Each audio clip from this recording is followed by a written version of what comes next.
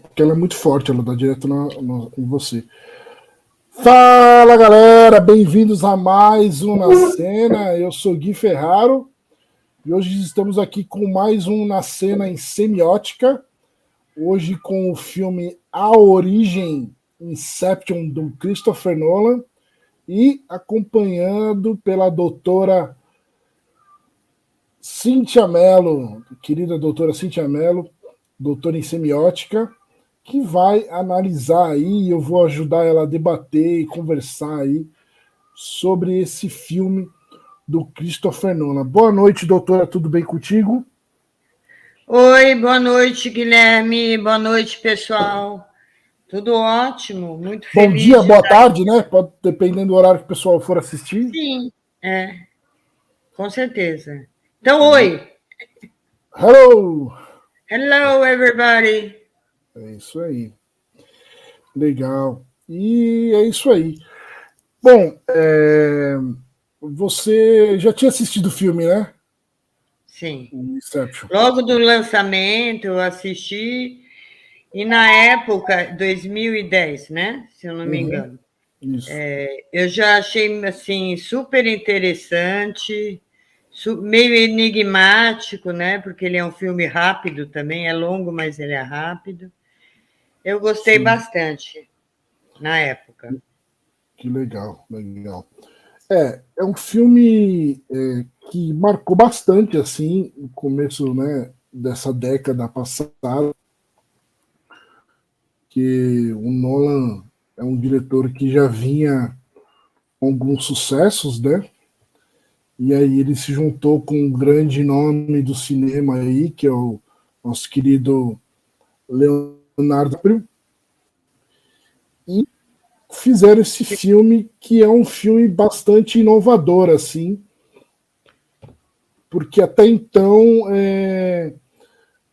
não tem assim ouvido, não se lembra, não lembras, a gente não lembra de algum filme que tenha tido essa junção de temas assim, de gêneros, né, ficção científica, né, com roubo, né, com crime assim, com assalto. Então ele conseguiu fazer uma mistura bem original, bem interessante, usando dois tipos de gênero clássicos assim, né, do cinema, né, que é o gênero de assalto e o gênero da ficção científica, que é um gênero que também está desde o começo aí da história, e com uma história bem inventiva e com várias camadas, né? A gente vai assim agora conversando, enrolando um pouquinho para o pessoal ir chegando, né? Sim. Eu não sei, você pode me responder melhor, mas Uhum. assim, o DiCaprio, ele sempre gosta desses filmes, né, exóticos, diferentes, né? Tem aquele outro filme dele que ele se torna um nenê, né? Que ele sai do velho e vai voltando para o nenê. Não sei se você se lembra. Lembro, mas você está confundindo. Aquele é o Brad Pitt. Aquele é o Brad Pitt? Ó, oh, gente, me perdoe, mas o especialista é ele, tá? Bom, que É, seja, tem outros filmes aí é, também, né? E aquele é o eu Brad achei Pitt. assim. É? É. Aquele é o Brad Pitt, sim. Ixi, que fora, hein, pessoal? Bom, a minha praia é a análise semiótica, tá? Entendeu? Faz Então parte, vou faz parte. mudar, continua. Mas eu acho assim que ele tem aí sempre umas escolhas interessantes, entendeu? Ele é um. Ele tem se mostrado um ator que sabe muito bem o que escolher, ele não faz todos os filmes que vem para ele, ele tem sempre algum, assim, algum tipo de, como é que fala? Receio nas escolhas, né, em saber escolher, saber a hora de fazer tal filme. Inclusive, ele é um cara que até hoje não fez filmes de super-herói, não fez filmes continuação, assim, tipo Rock Balboa 1, Rock Balboa 2, podiam fazer Inception 2, né? Ver se ele está realmente sonhando ou não. Sim, Mas, sim, ia ficar bem bacana. Ou então ia confundir mais a cabeça da gente, né? Então, assim, ele é um cara que é muito focado em escolhas e saber usar a sua imagem, saber usar o seu poder, né, de atuação, e é isso. Ele é um cara muito inteligente, né, nessa hora de poder escolher essas coisas. Falando em escolhas, gostou dessa escolha, então, né, que a gente decidiu juntos aí para fazer? Muito, muito. Gostei bastante. Se eu pudesse eu ficar 2 horas aí falando, e o ideal era ir assistindo e falando, né? Mas como não dá, vamos nos ater aí aos pontos principais, até para as pessoas entenderem o que é a semiótica, né? Como é a narrativa a partir da semiótica e quais são os elementos, né, que dão aí as marcas sígnicas, né, que fazem o sentido, né? Isso é muito forte nesse filme, né? Olha o Thiago Thiago, já chegando aí, falando que não ele assistiu o não filme inteiro. assistiu. Ele Mas não ele assistiu assistiu. Vandinha. Ele assiste a série da Vandinha, mas não assistiu o Nolinha, o Nolão. Ô, Thiago, Não, você tá de tá bom. brincadeira com nós, hein? Que isso. Brincadeira, hein, Thiago? Então, assim, né, eu vejo assim que é um filme bem dinâmico também, né? Bem dinâmico. É bem rápido, né? Tudo acontece muito, muito rápido, né? Rápido, né? E tem o fio, né? É super contínuo, né? Ele é um filme muito rápido, assim. Ele tem 2 horas e 20, mas ele passa bem o tempo, né? E ao mesmo tempo ele tem assim a última 1 hora, né? Bem tensa, né? Bem assim complexa. Você fica realmente assim comprando os personagens, a tensão, a atmosfera. Você tá junto com eles, mesmo sabendo que eles podem morrer ali, não morrer, né? Porque é um sonho, né? Você não quer que eles Mas, morram dentro do mas sonho, vai para o né? limbo, mas Mas pode vai ir para para o o limbo. limbo. Então, assim, é interessante. E como ele conseguiu fazer isso, né? Então, prender a gente numa história sobre sonho e algo que não é real, mas ao mesmo tempo é real. Então, é muito, muito louco. E, além disso, eu posso também dizer um pouco da minha escolha, né? Você dá as suas sugestões e tal, mas Ó, eu o sempre Tiago está dou, perguntando: esse dou. filme usa de elementos semióticos para que as pessoas saibam quais camadas estão? Então, Tiago, assim, só a sua dúvida deve ser a de outros.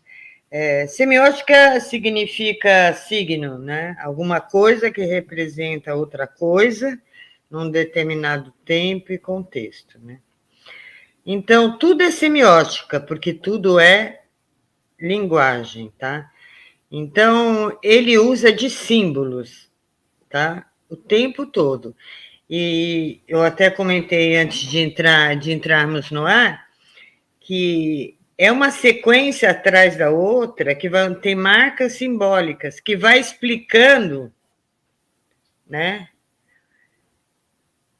por um Uhum. significado, o que vai acontecer lá para frente. Aí lá para frente você entende, apareceu tal coisa, então tal coisa significa tal coisa, né? Sim, Principalmente visualmente, né? Tem alguns diálogos que também é verdade. eles vão falando, né? Eles vão falando. Voltando então, eu escolhi esse filme porque eu acredito que o Nolan é um dos grandes diretores, autores, talvez não na questão da direção né? Ele ainda não, não tenha tido tanto uma questão da linguagem visual com câmeras e tal, mas ele é um cara que consegue fazer filmes originais, né? Filmes que tenham atração ao público grande e também ao público um pouco mais intelectual, que tem um pouco mais de repertório, né? Então, assim, ele é um cara que consegue dialogar com as duas camadas de público, né? Então, esse filme, ele faz exatamente isso. Ao mesmo tempo, ele é um filme de ação muito bom, muito Ele tenso. é um grande contador de histórias, né? Essa que é a Isso. verdade. E ele tem um monte de camada de coisas interessantes que fazem a história ficar muito mais rica e muito mais complexa e bem estruturada. E ele tem assim outros grandes trabalhos também que permeiam sua carreira, mas eu acho que esse combinava bastante com a análise semiótica, justamente por ter essa inserção, né, esse inception de níveis de, de realidades, né? A gente tem É porque é mais fácil, né, da gente apontar, olha, isso aqui está significando tal coisa. Ele é bem a gente, claro, né? a gente tem a realidade e tem 3 níveis de sonho, né? Então são coisas separadas que têm conteúdos assim bem interessantes para poder discutir e falar, né? Então, Voltamos aí, o pessoal já entrou? o pessoal está entrando aí aos pouquinhos, Uhum. já temos aí uns 12 minutos, mas no geral, então, aprovado o filme, né, doutora?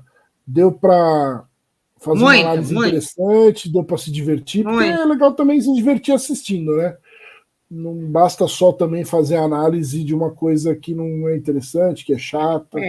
Eu acho que é uma coisa que né, é legal dizer para quem está nos seguindo, desde o primeiro episódio, assiste o filme, reveja o filme depois. Né? Vai Sim, ficar mais fácil, porque como a gente não pode passar cenas aqui porque é cai, verdade. né? Tem uma coisa de Isso. licença, é isso, Guilherme? Alguma coisa? Direitos autorais, né? É, A de direitos gente. autorais? Isso. A gente tem 2 problemas. A questão dos direitos autorais, né? Que a gente não Hum. pode passar os filmes. E também o spoiler, né? Tem muita gente que tem medo de spoiler.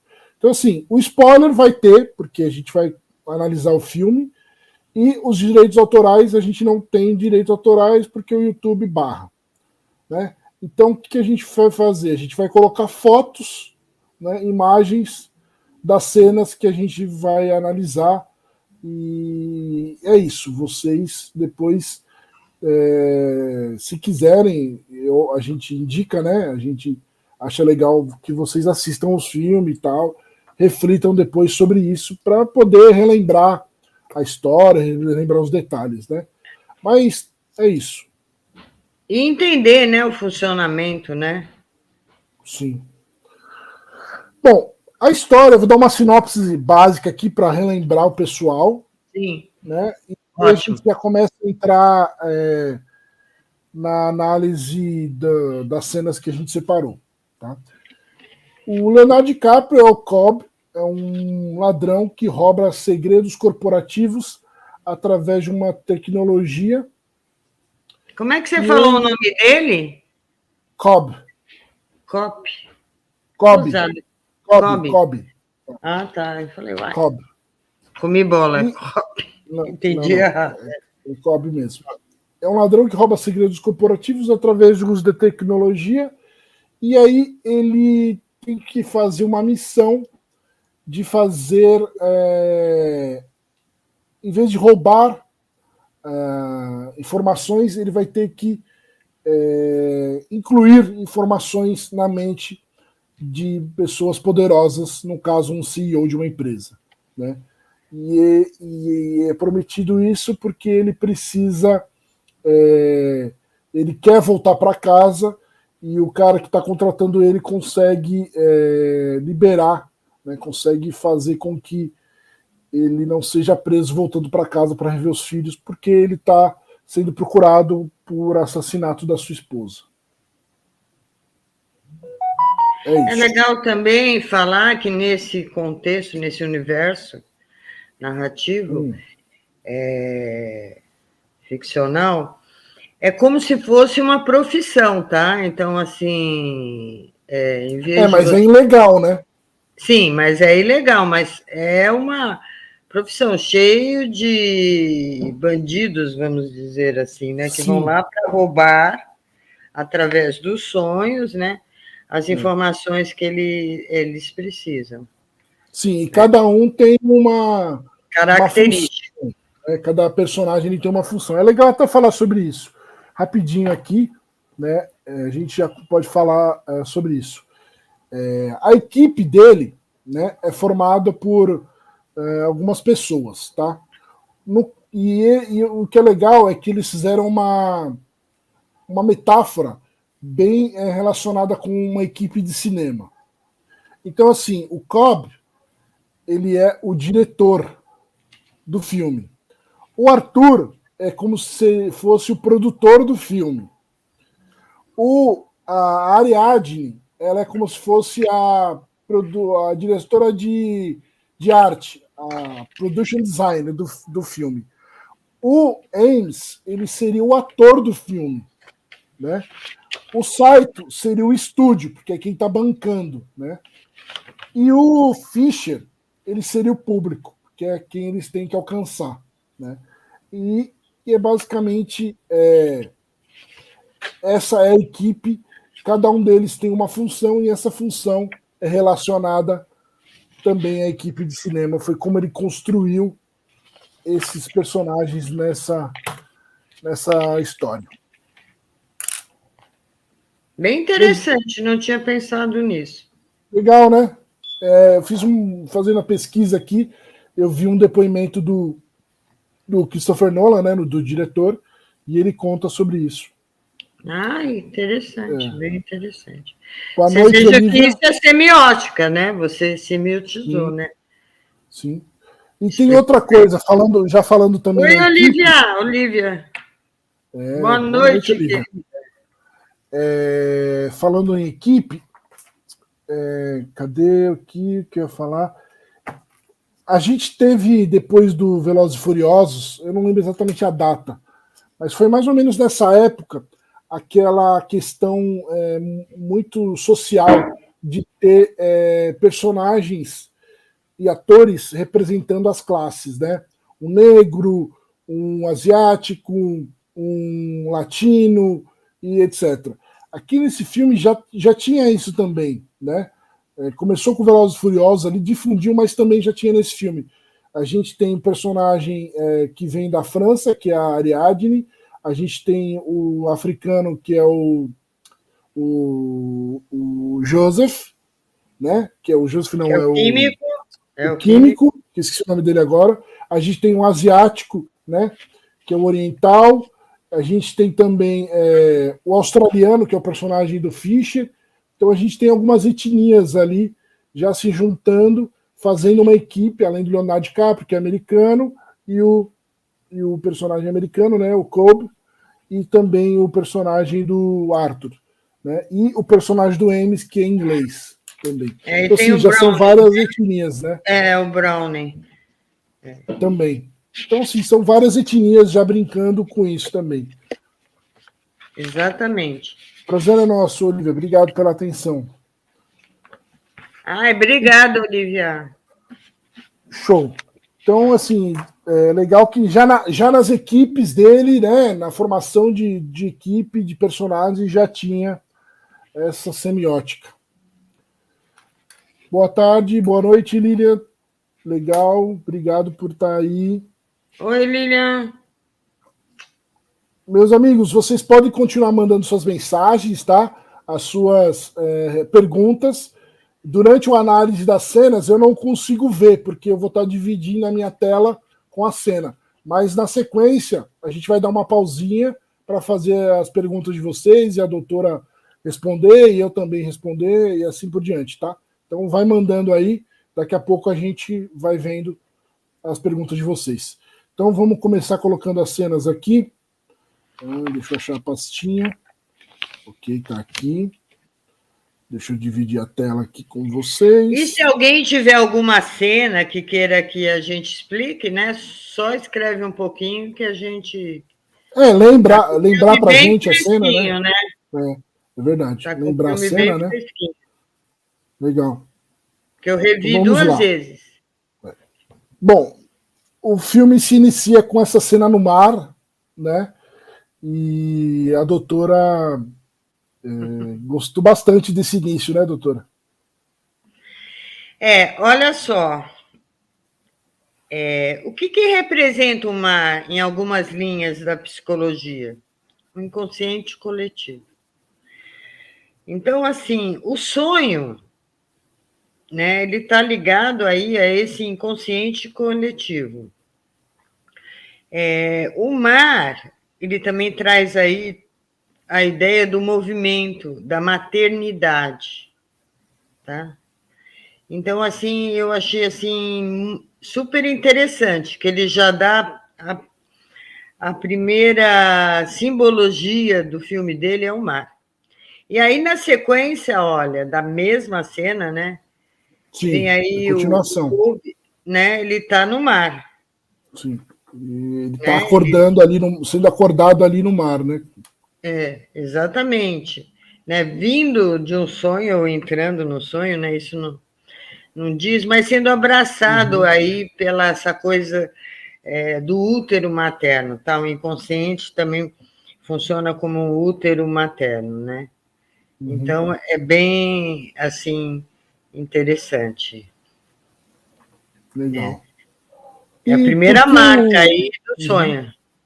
E por que o inconsciente? Porque no filme... Opa! Você pulou bastante. No filme, eles trabalham muito com essas questões de inserir no inconsciente. A pessoa tem várias coisas no inconsciente que ela nem sabe que tem, que podem ser armadilhas, pode ser desejos, né, fantasias, né, psíquicas, né? É muito interessante. Eu não sou psicóloga, mas pegando aí pela semiótica psicanalítica, seria um prato cheio para a gente ter aqui o professor Cesarotto, né? Que aí ele ia falar para caramba. Tanto que ele deu uma aula que ele contou sobre o tsunami. Diz que quando a pessoa vê um tsunami, o mar, aquela imagem que vem vindo, a pessoa fica paralisada, hipnotizada. É o inconsciente dela ali, né? Meio que se encontrando, tá? Legal. Uma coisa também que é interessante, né? Quando ele aborda o Saito, ele fala sobre isso, né? Sobre o lugar onde do parasita, né? A coisa mais difícil de se matar, não é isso? Que é a memória, não é? O inconsciente, não é isso? Sim, justamente. Lembra que ele fala disso? Mais do que é algo que é difícil de combater, né? Entendeu? É um vírus poderosíssimo, ele, na verdade, fala, né? Isso, exatamente, é isso. Poderosíssimo.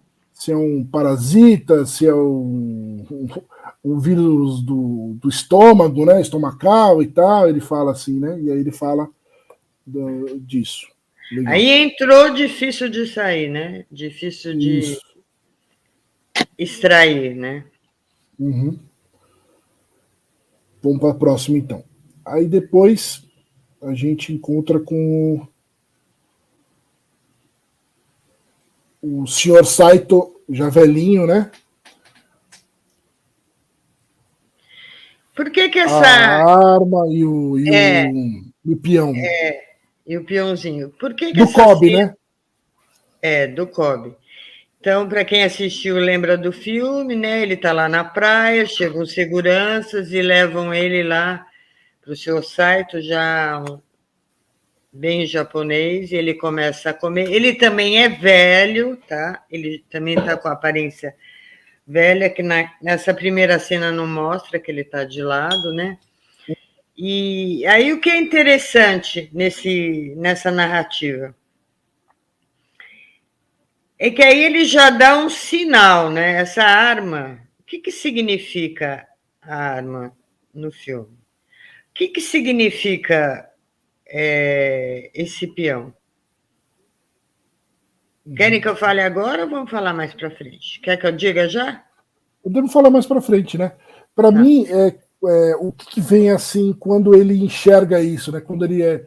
Porque na cena, o segurança dele, né, fala que retirou isso do homem que estava na praia, né? São uma arma e um peão.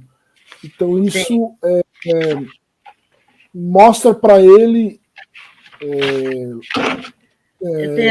é uma como é que fala? É uma representação do personagem do Kobe, né? Sim, que é a arma de fogo que causou o acidente nele, né? Que ele morreu, foi pro limbo, e o peão que lembrava que é o cara, que é o que lembra o Kobe, que é o cara que está dirigindo o filme, né? Montando tudo isso com ele. Então lembra diretamente a uma pessoa que foi importante ali para ele, né? É um objeto muito chegado a uma pessoa, né? Então, mas ele, na verdade, ele não faz referência a nenhuma arma, né? Ele faz a referência aí que aparece pela primeira vez esse peão que funciona como um totem, né, para o Kobe. Aí ele diz, né, que ele conheceu, uma vez ele conheceu um homem que usava aquele objeto, mas fazia tanto tempo. Isso. Parece que esse homem já estava perdido num sonho, né? Mais ou menos é esse o sentido. E a arma é colocada ali nessa cena como fosse apenas uma referência ao Kobe de que ele estava com uma arma para se proteger, né? E essa arma vai ter essa função. Muito bom. Vou voltar aqui. Legal, legal. Vão deixando aí suas mensagens, galera. Falei Daqui a agora, pouquinho a gente. pessoal, todos os objetos que eu vou citar, eles vão se ligando para frente, entendeu? Aí o roteiro vai falar, a narrativa vai dizer o porquê disso. Então, assim, é muito interessante. É isso, né? Que a narrativa ela se resolve em pequenas histórias, né? Na grande narrativa, é assim que eu vejo. Sim. Ela vai dando algumas informações e essas informações vão ser usadas lá na frente em alguma cena, em algum encaixe de narrativa, né? Isso. Vamos para a próxima. Vão deixando suas mensagens aí. Daqui a pouquinho eu paro entre algumas cenas e a gente vai voltando. Cínicas, né? Isso. E daqui a pouco a gente volta para ler as mensagens de vocês. E, na verdade, assim, né, pessoal, para por aí, tá? Para por aí, e a ideia é você entra na primeira parte, assim, deixa eu explicar, eu dividi o filme, né, para fazer análise, em 3 partes. A primeira parte, que ele tem uma determinada equipe, e aí surge um conflito que ele vai tentar resolver, tá? Que é na segunda parte. E na terceira parte é a transformação de tudo, tá? Então, teve a introdução, que foi essa parte dele, mar, praia e o boa noite. Animado, boa noite, prazer. E depois, né, entra mesmo aí nessas outras 3 partes. Só que, assim, tudo está interligado, tá, pessoal? Então, Guilherme quer falar um pouquinho do que acontece nessa parte, porque eu não peguei todas as cenas, eram muitas. Não, assim, a primeira parte inicia com essa parte dele na praia, Saito, né? Que é como se fosse um prólogo, né? E aí depois a gente tem a parte dele montando a equipe, correto? Que é ele montando aquela equipe que a gente falou no começo, com a Ariadne, com o Arthur, com o Ames. Não. Depois a gente tem ele. Não, você tá se confundindo.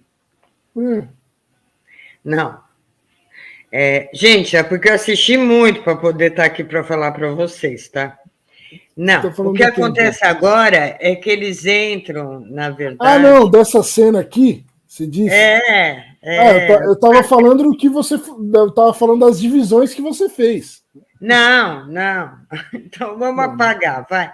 Então vamos entrar na primeira divisão que eu fiz. Isso aqui ainda é parte do prólogo, de certa forma, né? Que é a parte de que eles estão. Eu não considero, mas tudo bem, tá?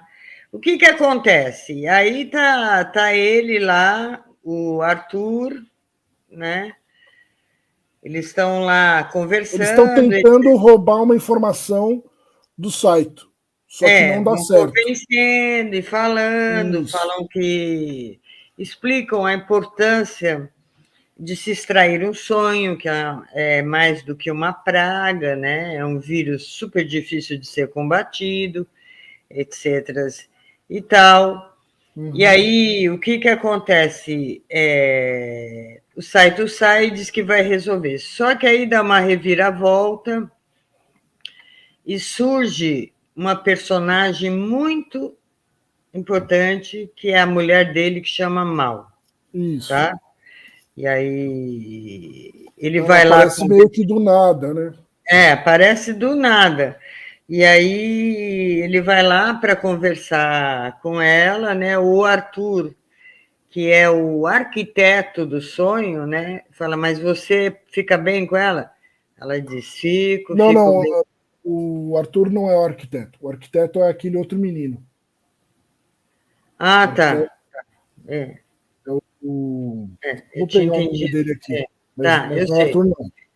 Tá. Aí o que acontece, né? Eles estão quase pegando lá o tal do papel. O cofre é um outro objeto que aparece em várias cenas do filme, em contextos diferentes, e aparece a ex-mulher dele com o sócio dele, o Arthur, e aí até então você não sabe se aquilo que está acontecendo é realidade ou se é sonho, entenderam? E aí quando a Mal aparece, tudo começa a piorar, porque ela meio que entrega ele para o Saito, né? Sim. Ela é a vilã da história, né? Na verdade, a vilã da história é ela, né? É o filme Fatale. E aí o que acontece? Quando ela tenta dizer que vai matá-lo, o Kobe dá um tiro na perna dele e ele sente dor.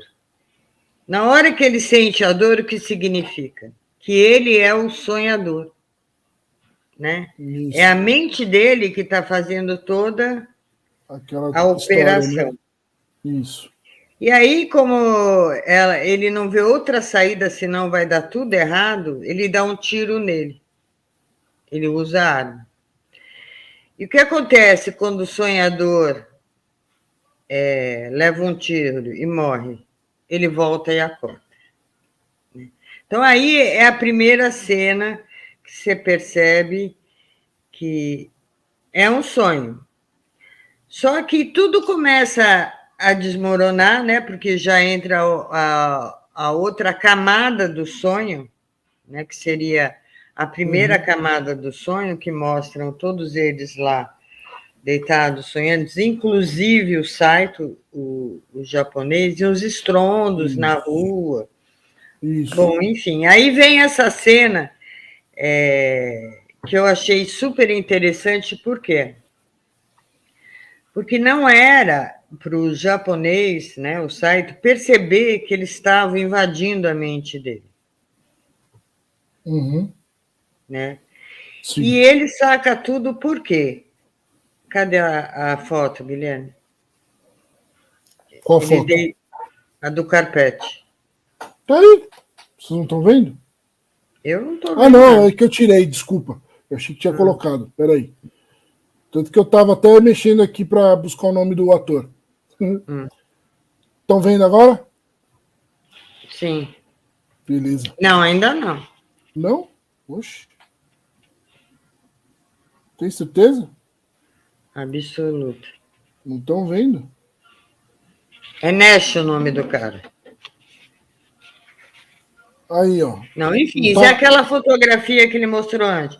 Que o japonês está no chão, Peraí. ele está sendo ameaçado, né, para entregar o que tinha no cofre, né, o que faltou, né, o Kobe conseguir pegar. E aí ele vai quase dizer o que é, mas aí ele olha para o carpete e ele fala: Nossa, mas esse carpete no meu apartamento, eu detesto esse Agora foi? carpete. Foi. Eu detesto esse carpete. É um carpete sujo. É um carpete de lã. Ah, mas esse aqui é de nylon. Então eu estou sonhando.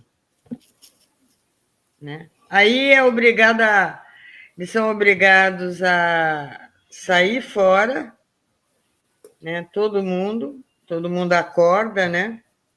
Uhum. E sai fora. Mas é bem interessante isso, né? Porque a pessoa que está sendo assediada, né? No seu sonho, descobre. Por quê? Porque teve uma falha de quem montou, né? Do arquiteto. Todo o sonho, né? A parte física, a parte estética, né? Vamos assim dizer, né? Isso. Exatamente. E aí já dá. E é a Que é o guinada, arquiteto, né? né? É a guinada, né? Para virada. Uhum. Isso. Primeira virada aí da narrativa. E até ele se surpreende nessa hora, né? E fala, nossa, então você me surpreendeu, você tem mais uma camada, né? A sua reputação te procede, né? Sim. Mas não dá certo, né? Porque ele acaba descobrindo que ele estava dentro de um sonho, né? Exatamente. Tá. Bom, podemos ir para o próximo. Podemos. Tá dando para acompanhar, pessoal? Vamos ver o pessoal aqui.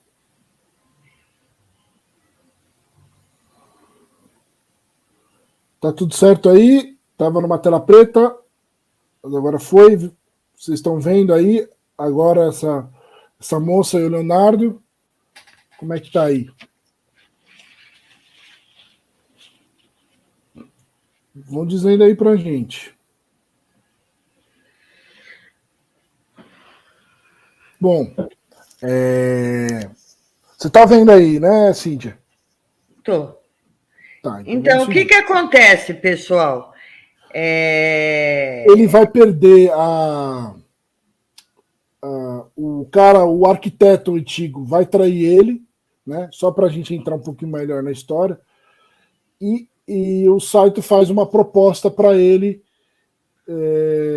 inserir uma divisão num cara, num milionário que tem uma concorrência com ele, né?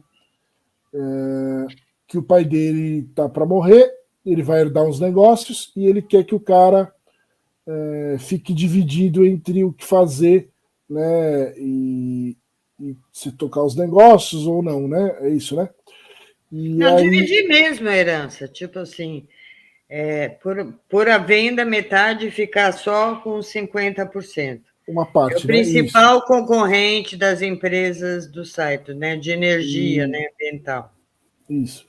E aí ele quer que o DiCaprio insira isso e promete para ele que ele possa voltar aos Estados Unidos, né? Porque ele está impedido de ir para lá por causa Ele é do que acusado de aconteceu no passado, né? ter Isso. matado A sua esposa que cometeu suicídio. que é a Mal, tá? Isso. Esqueça que nós falamos da Mal, mas ele estava onde? Ele estava no sonho, né? Isso. E aí o que ele faz? Ele vai ter que montar, ele aceita, diz que é quase impossível, mas ele já tinha feito, ele Já fez uma aceita. vez, né? É. Isso. O Arthur diz que é uma loucura, que é o sócio dele, né? Mas no fim acaba concordando e ele começa a procurar a equipe dele. Aí ele sai de Tóquio, ele vai para a França, procura o Pai sogro dele. dele, Pai, não é né? pai dele? Não, é sogro dele. É sogro? É Sempre achei sogro. que era pai. Não, sogro dele, que na verdade é como se fosse o pai da ideia, né? De você invadir os sonhos. É um professor acadêmico e pede ajuda, né? E explica por quê, né? Que ele sabe que é perigoso, mas que ele tem que tentar porque ele quer muito rever os filhos, tá? Isso. Porque o que acontece o mais importante, a peça mais importante aí é o arquiteto, né? Que é a mente que vai montar tudo, né? Então, o Saito pegou o arquiteto e entregou para a empresa Cobol, que é a empresa que tinha contratado eles, né? Além disso, ele está sendo perseguido agora pela empresa Cobol, o COB. Então, em forma de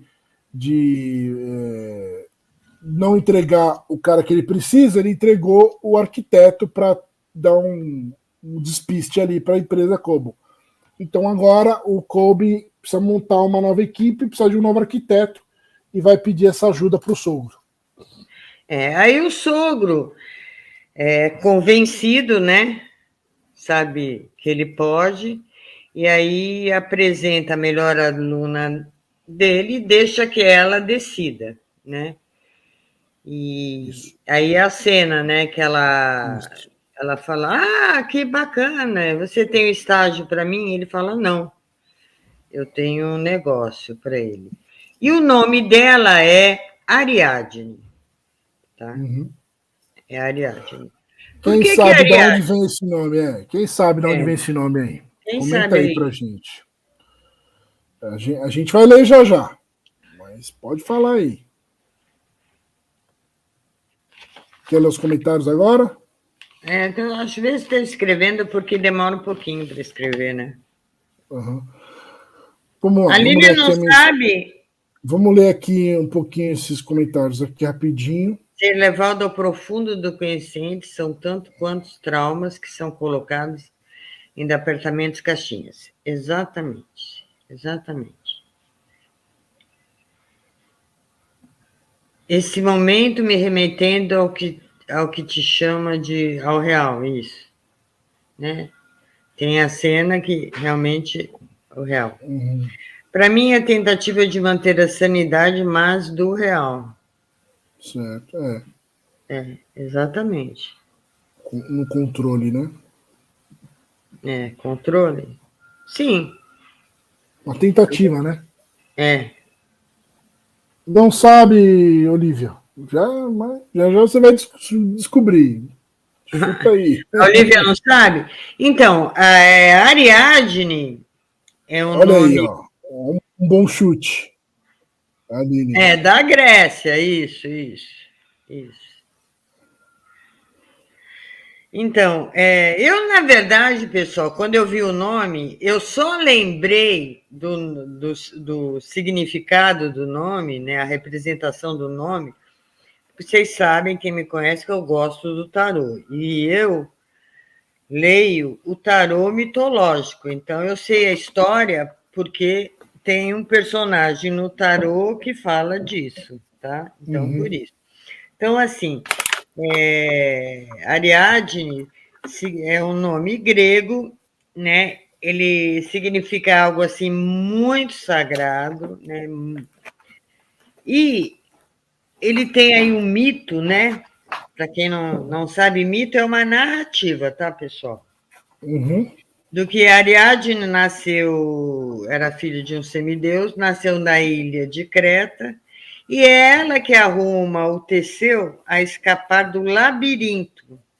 Ajuda, né? Após Isso. ele ter matado o Minotauro. Então é a lenda do Minotauro, né? Que Uhum. é a lenda do Teseu, né? Então é ela que vai lá e resolve junto com ele, olha, a saída é aqui do labirinto.